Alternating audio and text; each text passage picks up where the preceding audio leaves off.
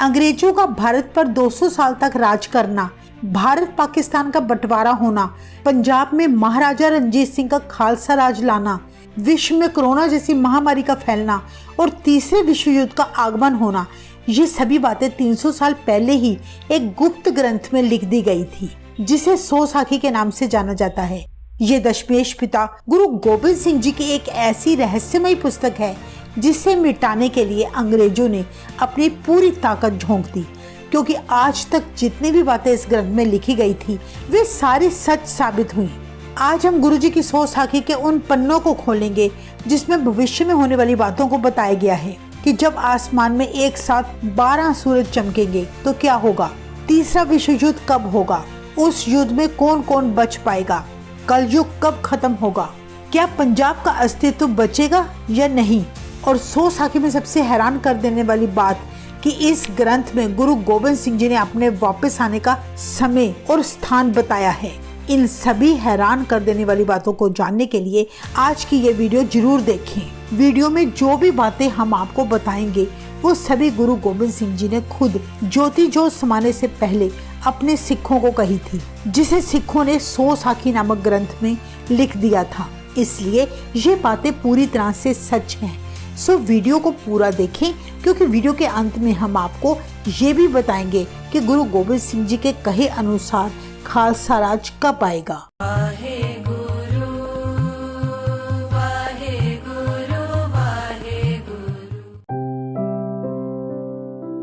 सबसे पहले ये जानना जरूरी होगा कि सौ साखी है क्या और ये किसने लिखी थी। कहते हैं जब गुरु गोबिंद सिंह जी दीवान में बैठकर अपनी सिख संगतों को प्रभु की कथा कहानियां सुनाया करते तो उस समय बाबा बुड्ढा जी की वंश से भाई गुरबख्श सिंह हमेशा गुरु जी की हजूरी में उपस्थित होकर उनकी साखियां बड़े ध्यान से सुनते। और उसके बाद जब गुरु गोबिंद सिंह जी नंदेड़ साहिब में ज्योति जोत समा गए तो संगतें बड़ी उदास हो गई। उनकी उदासी को दूर करने के लिए तब भाई गुरबख्श सिंह जी संगतों को गुरु महाराज की कही गई वही साखियां सुनाया करते थे। और तब वहां बैठे भाई साहिब सिंह जी उन साखियों को अपनी पोथी में लिख लेते। उन्हीं के द्वारा लिखी गई पोथी सौ साखी कहलाती है, जो आज हम सबके सामने है। इसीलिए सौ साखी पूरी तरह से प्रमाणित साखी मानी जाती है। इस सौ साखी में गुरु गोबिंद सिंह जी ने ढेरों साखियां और आने वाले समय की ढेरों भविष्यवाणियां की हैं। अभी तक गुरु गोबिंद सिंह महाराज जी ने जितनी भी भविष्यवाणियां सौ साखी में की थी वो सभी सच साबित हुई हैं। जैसे मुगल राज का अंत होना, गुरु महाराज जी ने फरमाया था कि काबुल से कुत्ता आएगा यानी अब्दाली, जो मुगल राज का अंत करने का कारण बनेगा। वे अब्दाली सिंगों से भिड़ेगा और इस तरह मुगल राज पूरी तरह से खत्म होगा। फिर आएगा उसके बाद खालसा राज। हम सभी जानते हैं कि मुगलों के बाद महाराजा रणजीत सिंह का खालसा राज आया था।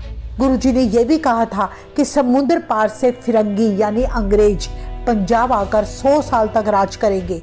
गुरुजी ने भारत के विभाजन की बात भी सौ साखी में कही थी कि पाक नामक एक अलग देश बनेगा। गुरुजी की कही बहुत सी ऐसी घटनाएं हैं जो आज तक बिल्कुल सच साबित हुई हैं। पर अब हम आपको सौ साखी में लिखी गुरु गोबिंद सिंह जी की उन भविष्यवाणियों की बात करेंगे जो अभी होनी बाकी हैं, जिनकी शुरुआत रशिया और यूक्रेन के युद्ध से हो चुकी है और अब अमेरिका और ईरान की जंग शुरू हो गई। गुरु जी ने सौ साखी में पश्चिम देश अमेरिका और मध्य पूर्व ईरान देश के बीच बड़ी जंग होने की भविष्यवाणी की थी, जिसमें पश्चिम देशों की शक्तियां दूसरे छोटे देशों पर हावी होने की कोशिश करेंगी, जो धीरे धीरे पूरे विश्व को तीसरे विश्व युद्ध की ओर धकेल देगी। 21वीं सदी के बीच में बहुत भयानक जंग होगी। सौ साखी अनुसार क्रोध और अहंकार के कारण बड़ी दुनिया मरेगी। गुरु जी के कहे अनुसार पहले दूसरे देशों में यानी विदेशों में जंग होगी। जैसा कि हम सभी जानते हैं, इस जंग की शुरुआत रूस और यूक्रेन से शुरू हो चुकी है और अब ईरान और अमेरिका की जंग हो रही है। धीरे धीरे ये जंग तीसरे विश्व युद्ध का रूप लेगी।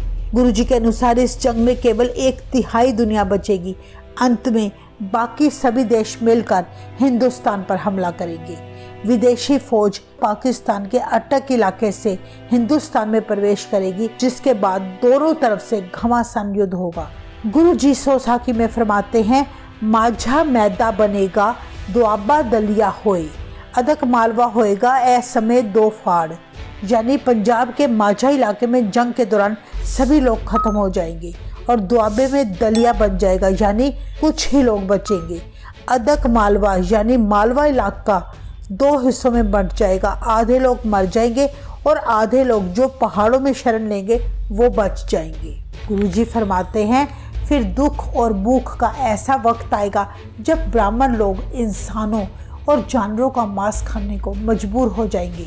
जो राजा होंगे, बड़े बड़े धनवान होंगे, वो जोर जबरदस्ती से आम लोगों के घर, जमीन, जायदाद सब कुछ छीन लेंगे। उस समय ना दूध मिलेगा, ना घी और ना ही खाने की कोई वस्तु।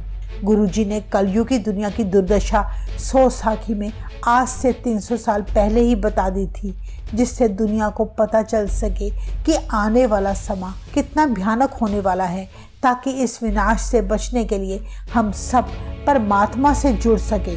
गुरुजी आगे फरमाते हैं कि 21वीं सदी में जगत में भारी अकाल पड़ेगा। दुनिया अन्न के लिए एक दूसरे के साथ लड़ेगी। लोग अपनी झोली में सोना लेकर फिरेंगे, तब भी उन्हें रोटी नसीब ना होगी। मनुष्यों की ऐसी दुर्दशा कलयुग में होने वाली है, क्योंकि लोग प्रभु को भूल रहे हैं।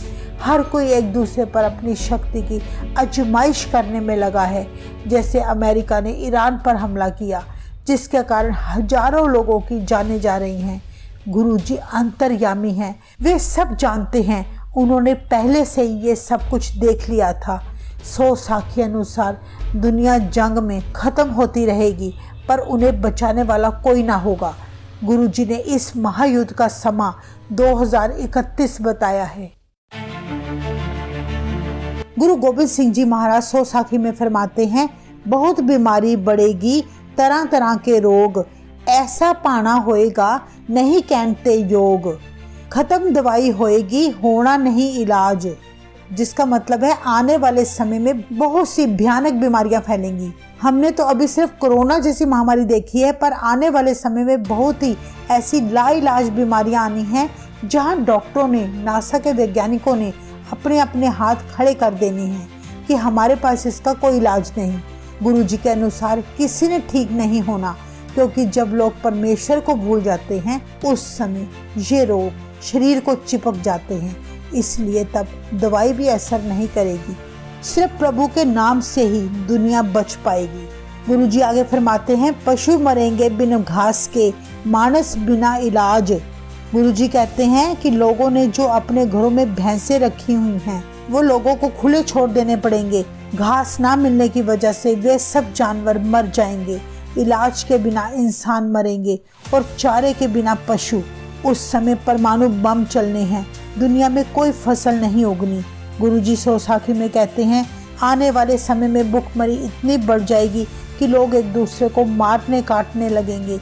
ये समय कोई दूर नहीं, बहुत जल्द ये सब होने वाला है, जो गुरुजी ने सो साखी में फरमाया है। सो साखी के अनुसार एक बार भाई मनी सिंह जी, भाई मान सिंह जी और कुछ अन्य सिंहों ने गुरु गोबिंद सिंह जी के आगे विनती करते हुए पूछा, हे गुरु महाराज, कृपया हमें आप बताएं कि भविष्य में गुरु नानक देव जी से लेकर 10 गुरु साहिबान कहाँ विराजमान होंगे और अपने सिंहों को कहाँ मिलेंगे।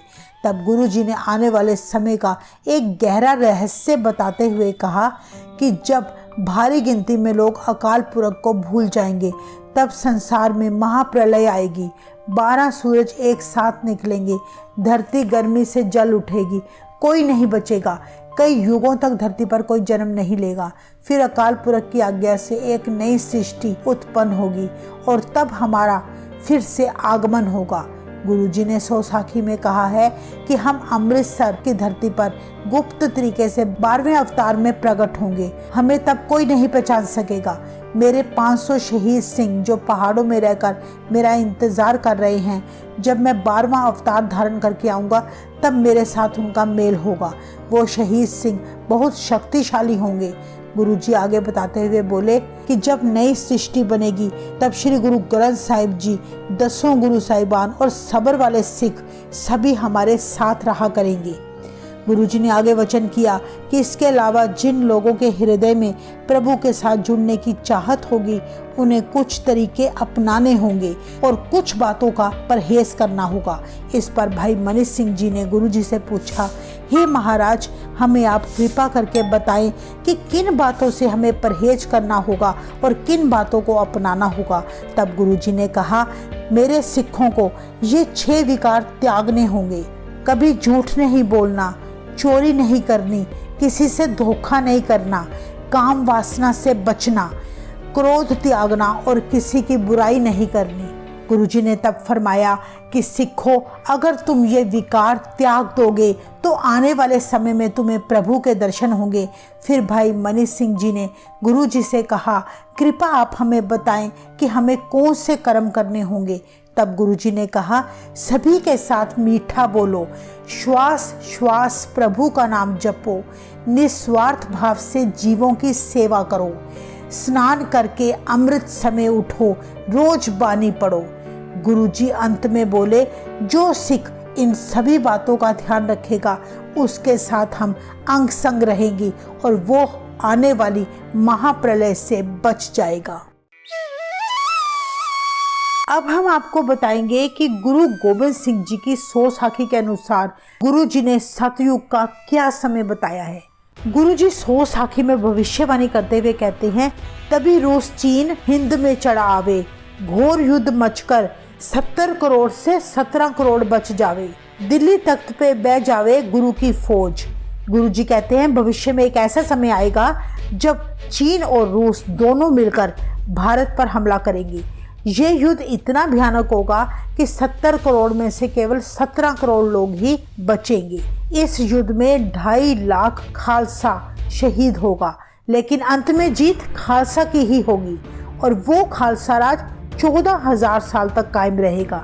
गुरुजी आगे कहते हैं, सिंह बेख होए सेना साखी, दलीप सिंह गूंज पहला हाथी। गुरुजी कहते हैं कि सिंहों में तब एक फौज का सरदार होगा, इस तरह का जैसे वृक्ष की जड़ होती है, वृक्ष जड़ के सहारे फलता फूलता है और कायम रहता है, उसी प्रकार खालसा दलीप सिंह के आश्रय फले फूलेगा।